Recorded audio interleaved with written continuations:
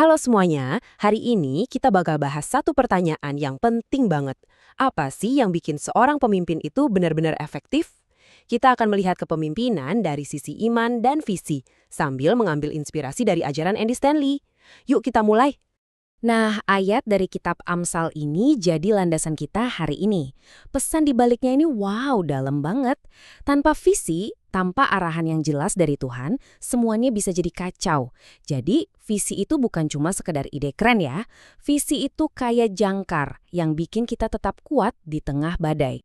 Menurut Andy Stanley, salah satu pemikir kepemimpinan yang paling berpengaruh, memimpin dengan hebat itu bukan karena kebetulan atau hoki. Sebaliknya, kepemimpinan itu dibangun di atas 4 pilar utama. Kalau kita paham pilar-pilar ini, cara pandang kita soal kepemimpinan bisa benar-benar berubah. Yuk kita kupas satu-satu. Oke, kita mulai dari yang paling dasar ya, fondasinya. Pilar pertama ini ngajarin kita kalau kepemimpinan sejati itu mulainya bukan dari strategi atau teknik yang rumit, tapi dari sesuatu yang jauh lebih esensial, sebuah visi yang jernih dari Tuhan. Ini dia titik startnya. Kelihatannya simple ya, tapi sering banget dilupain. Tanpa tujuan yang jelas, kita itu bukan memimpin, tapi cuma jalan-jalan nggak jelas.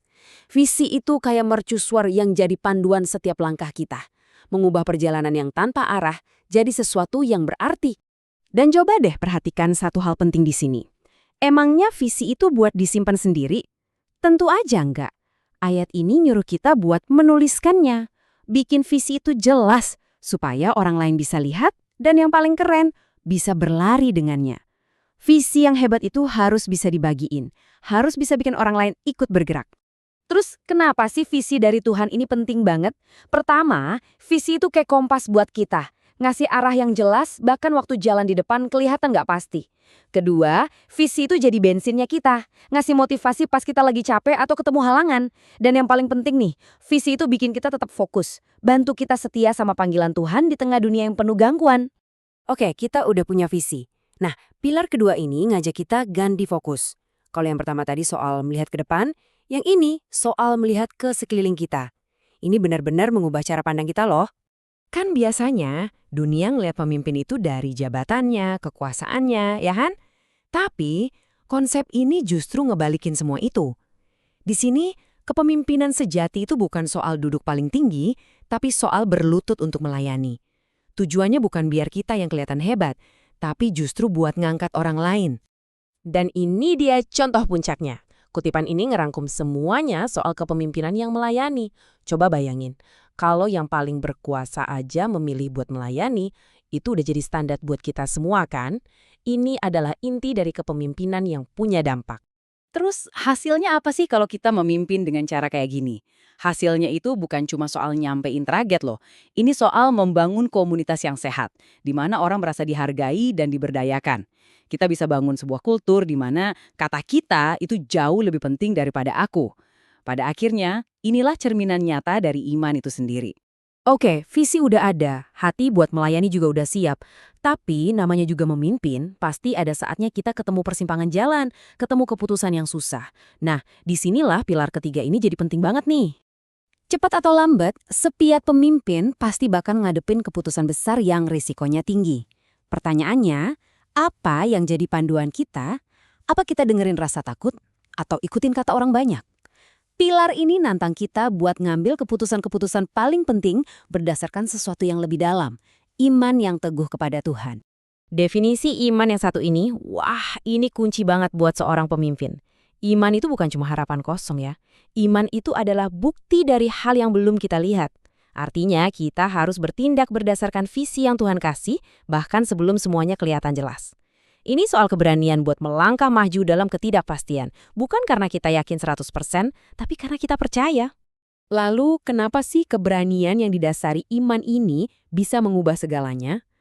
Karena waktu kita bergerak pakai iman, bukan pakai rasa takut, kita itu lagi ngebuka pintu buat hasil yang bakal bertahan lama. Iman ngasih kita kekuatan buat ambil resiko, iman ngejaga kita tetap setia sama visi, meskipun jalannya susah. Dan pada akhirnya, iman akan menghasilkan buah yang berarti, yang dampaknya jauh lebih besar dari diri kita sendiri. Nah, sekarang kita sampai di pilar terakhir. Ini yang mengikat semuanya jadi satu. Visi, pelayanan, iman, semua itu bakal jadi omong kosong kalau nggak kita jalanin sendiri sebagai pemimpin. Gini deh, kita bisa ngomongin visi yang paling hebat sedunia. Tapi kalau hidup kita sendiri, beda cerita, ya siapa yang mau ikut? Pernah nggak kepikiran apa sih mata uangnya kepemimpinan? Bukan jabatan, bukan kekuasaan, tapi integritas. Orang nggak cuma ngikutin omongan, mereka ngikutin kehidupan. Pesan kita yang paling kuat itu bukan dari mulut kita, tapi dari cara kita hidup setiap hari. Ayat ini ngegambarinya pas banget. Sebuah pesan itu jadi kuat bukan cuma karena kata-katanya indah, tapi pesan itu dapat kekuatan dan keyakinan karena orang yang ngomong itu ngejalanin apa yang dia omongin. Keyakinan itu terpancar dari karakter yang konsisten. Terus, gimana caranya biar kita bisa jadi teladan kayak gitu? Ini bukan soal jadi orang yang sempurna ya, tapi soal arah hidup kita. Ini bisa kita latih setiap hari. Hidup dengan kasih dalam setiap interaksi kita, bertindak dengan integritas dalam setiap keputusan, dan menunjukkan ketaatan pada prinsip-prinsip yang kita pegang.